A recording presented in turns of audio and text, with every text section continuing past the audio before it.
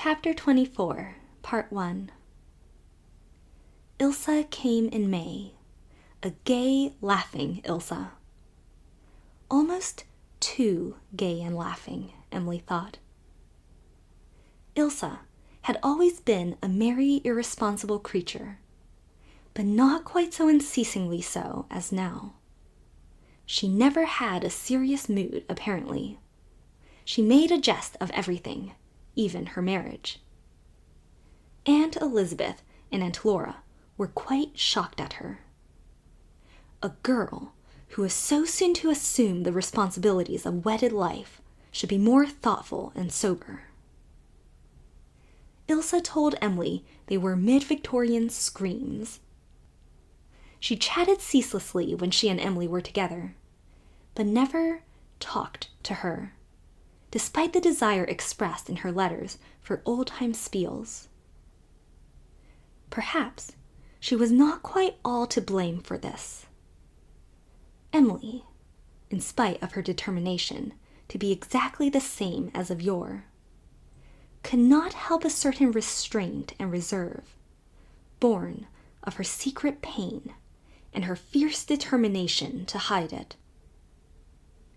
Ilsa felt the restraint, though wholly unsuspicious of the cause.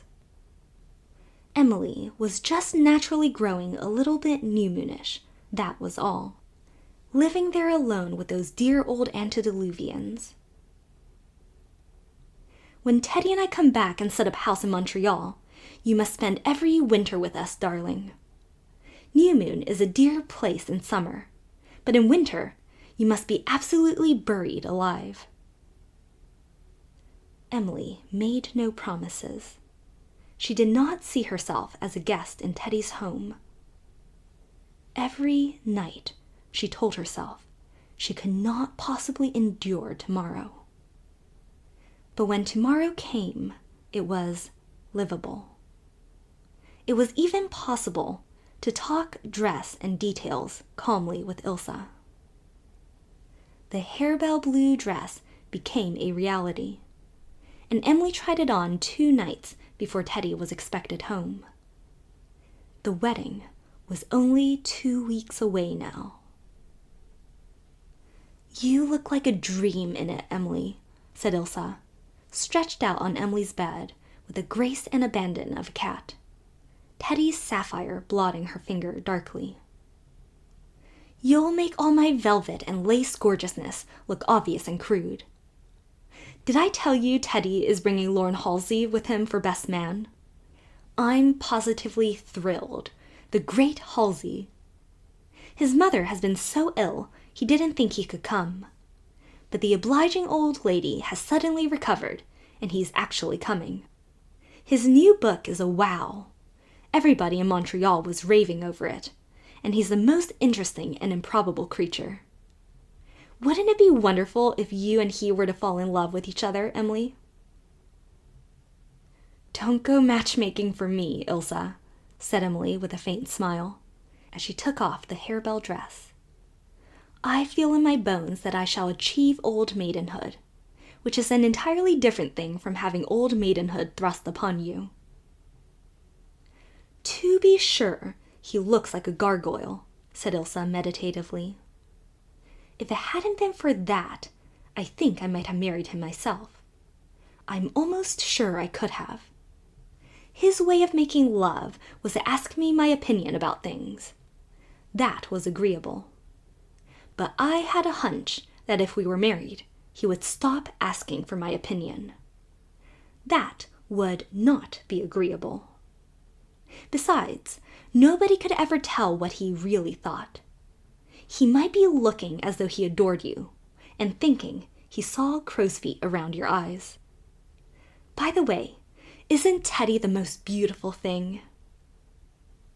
"He was always a nice-looking boy." "A nice-looking boy," mimicked Ilsa.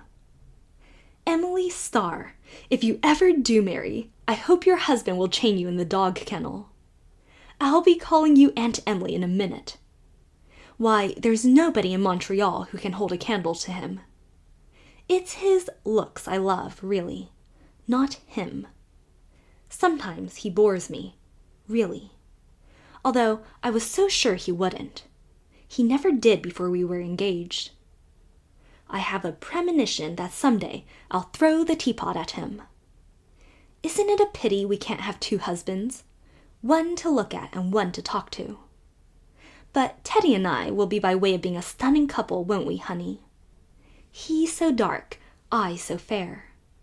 Ideal. I've always wished I was a dark lady like you. But when I said so to Teddy, he just laughed and quoted the old verse. If the bards of old the truth have told, the sirens have raven hair. But over the earth since art had birth, they paint the angels fair. That's the nearest Teddy will ever get to calling me an angel. Luckily. For when all's said and done, Emily, I'd rather— Are you sure the door is shut so that Aunt Laura won't drop dead? I'd much rather be a siren than an angel. Wouldn't you? Let's check up the invitations now and make sure we haven't left anybody out, was Emily's response to this riot of words. Isn't it terrible to belong to a clan like ours? Said Ilsa peevishly. There's such a ghastly lot of old frumps and bores that have to be among those present. I hope someday I'll get where there are no relations. I wish the whole damn affair was over. You're sure you addressed the bid to Perry, aren't you? Yes. I wonder if he'll come. I hope he will. What a goose I was ever to fancy I cared so much for him. I used to hope all sorts of things, in spite of the fact I knew he was crazy about you. But I never hoped after Mrs. Chillaw's dinner dance. Do you remember it, Emily? Yes, Emily remembered that. Till then, I'd always hoped a little that someday when he realized he couldn't have you, I'd catch his heart on the rebound. Wasn't that the Victorian phrase? I thought he'd be at the Chidlaws. I knew he had been invited. And I asked Teddy if Perry were coming. Teddy looked right into my eyes meaningly and said, Perry will not be here. He's working on the case he has to appear in tomorrow. Perry's goal is ambition. He has no time for love. I knew he was trying to warn me, and I knew it was no use to go on hoping anything. So I gave up definitely. Well, it's turned out all right. Isn't it charming how things do turn out so beautifully? Makes one quite believe in an overruling providence. Isn't it nice to be able to blame everything on God? Emily hardly heard Ilsa as she mechanically hung up the blue dress in her closet and slipped into a little green sports suit. So that was what Teddy had said to Ilsa the night years ago when she knew he had uttered the word love. And she had been so chilly to him because of it. Well, not likely it mattered. No doubt he had only been warning Ilsa because he wanted her to turn her maiden thoughts from Perry and concentrate them on himself. She felt relieved when Ilsa finally went home. Ilsa's light, continual chatter rather got on her nerves, though she was ashamed to admit it. But then, her nerves were on edge under this long drawn-out torture. 2 more weeks of it, and then, thank God, at least peace. Part 2. She went up to the tansy patch in the dusk to take back a book Mrs. Kent had lent her the night before. The visit must be made before Teddy came home. She had been up to the tansy patch several times since that first evening, and an odd sort of friendship had sprung up between her and Mrs. Kent. They lent each other books and talked of everything except the one thing that mattered most to them. The book Emily was returning was an old copy of The South African Farm. Emily had expressed a wish to read it, and Mrs. Kent had gone upstairs, and presently came down with it. Her white face a little whiter, and the scar burning redly across it, as always when she was deeply moved. "Here is the book you want," she said. "I had it in a box upstairs." Emily finished reading the book before she went to sleep. She was not sleeping well now, and the nights were long. The book had a musty, unaired odor. Evidently the box Mrs. Kent had spoke of had not been opened for a long time. And in it, Emily found a thin letter, unstamped, addressed to Mrs. David Kent. The curious thing about the letter was that it was, apparently, unopened. Well, letters often resealed themselves like that, if placed under pressure, when the flap had pulled open untorn in the first opening. Not likely it was of much significance. But, of course, she would mention it when she took the book back. "Did you know there was a letter in this book, Mrs. Kent?" "A letter? Did you say a letter?" "Yes, addressed to you." Emily held the letter out to Mrs. Kent, whose face became ghastly as she looked at the handwriting. "You found that in that book," she whispered. "In that book that hasn't been opened for over 25 years.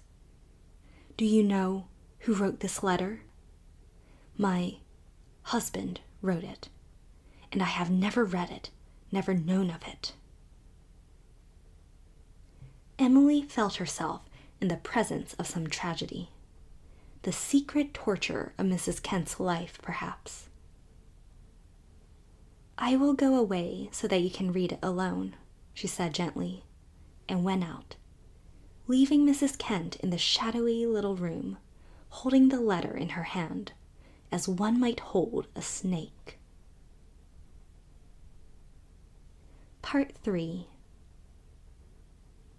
"I sent for you tonight because there is something I must tell you," said Mrs. Kent.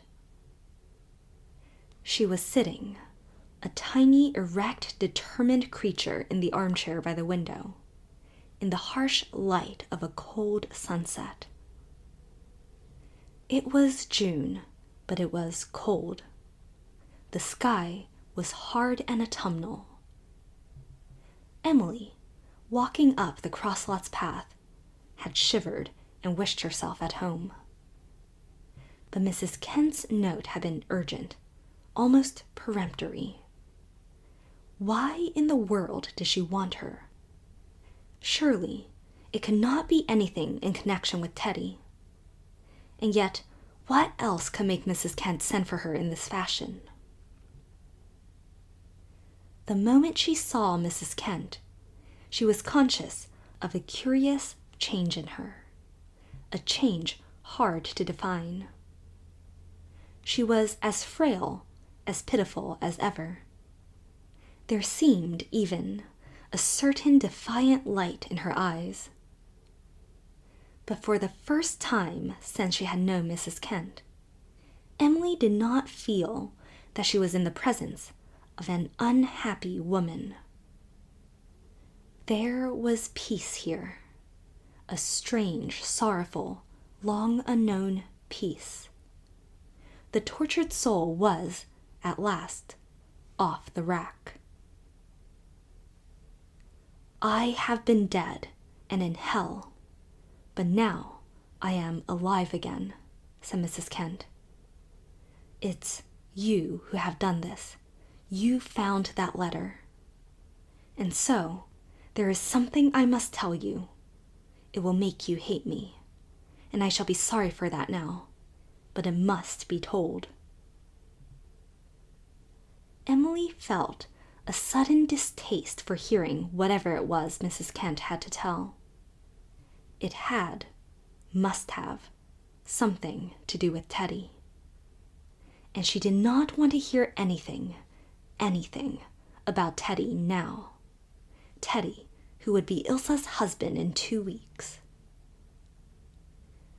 Don't you think, perhaps, it would be better not to tell me? It must be told.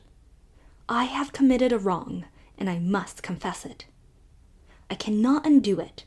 I suppose it is too late to undo it, but it must be told. But there are other things that must be told first. Things I've never spoken of. Things that have been torturing me until I've screamed out loud at night sometimes with the anguish of them. Oh, you will never forgive me, but I think you will be a little sorry for me. I've always felt sorry for you, Mrs. Kent. I think you did. Yes, I think you did. But you couldn't realize it all. Emily, I wasn't like this when I was a girl. I was like other people then. And I was pretty. Indeed, I was. When David Kent came and made me love him, I was pretty. And he loved me then. And he always loved me. He says so in this letter. She plucked it from the bosom of her dress and kissed it almost savagely. I can't let you see it, Emily. No eyes but mine must ever see it. But I'll tell you what is in it. Oh, you can't know. You can't understand how much I loved him, Emily. You think you love Teddy, but you don't. You can't love him as I loved his father. Emily had a different opinion on this point, but she did not say so. He married me and took me home to Malton, where his people lived. We were so happy at first. Too happy. I told you God was jealous. And his people did not like me, not from the first. They thought David had married beneath him, that I wasn't good enough for him. They were always trying to come between us. Oh, I knew what they were after. His mother hated me. She never called me Eileen, only you and David's wife. I hated her because she was always watching me, never said anything, never did anything, just watched me. I was never one of them. I never seemed to be able to understand their jokes. They were always laughing over something. Me half the time, I thought. They would write letters to David and never mention me. Some of them were always freezingly polite to me, and some of them were always giving me digs. Once, one of his sisters sent me a book on etiquette. Something was always hurting me, and I couldn't strike back. I couldn't hurt what was hurting me. David took their part. He had secrets with them he kept from me. But in spite of it all, I was happy. Till I dropped the lamp, and my dress caught fire and scarred my face like this. After that, I couldn't believe David could keep on loving me. I was so ugly. My nerves got raw, and I couldn't help quarreling with him over every trifle. But he was patient. He forgave me again and again. Only I was so afraid he couldn't love me with that scar. I knew I was going to have a baby, but I kept putting off telling him. I was afraid he would love it more than he did me. And then I did a terrible thing. I hate to tell you of it. David had a dog. He loved it so much that I hated it. I poisoned it. I don't know what possessed me. I never used to be like that, not till I was burned. Perhaps it was because the baby was coming. Mrs. Kent stopped and changed suddenly, from a woman quivering with unveiled feeling to a prim Victorian. "I shouldn't talk about such matters to a young girl," she said anxiously. "I have known for some years that babies do not come in Dr. Burnley's black bag," assured Emily gravely. Well, Mrs. Kent underwent another transformation into passionate Eileen Kent again. "David found out what I had done. Oh, his face. We had a dreadful quarrel. It was just before he went out to Winnipeg on a business trip. I was so furious over what he said that I screamed out, 'Oh, Emily,' that I hoped I would never see his face again. I never did. God took me at my word. He died of pneumonia in Winnipeg. I never knew he was ill till the word of his death came. And the nurse was a girl he had once thought something of and who loved him. She waited on him and tended him while I was at home hating him. That is what I have thought I could never forgive God for." She packed up his things and sent them home, that book among them. He must have bought it in Winnipeg. I never opened it. I never could bear to touch it. He must have written that letter when he was near death and put it in the book for me, and perhaps died before he could tell her it was there. Maybe she knew and wouldn't tell me. And it has been there all these years, Emily.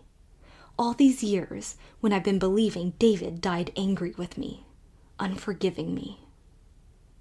I've dreamed of him night after night, always with his face turned away from me. Oh, 27 years of that, Emily. 27 years. Think of it.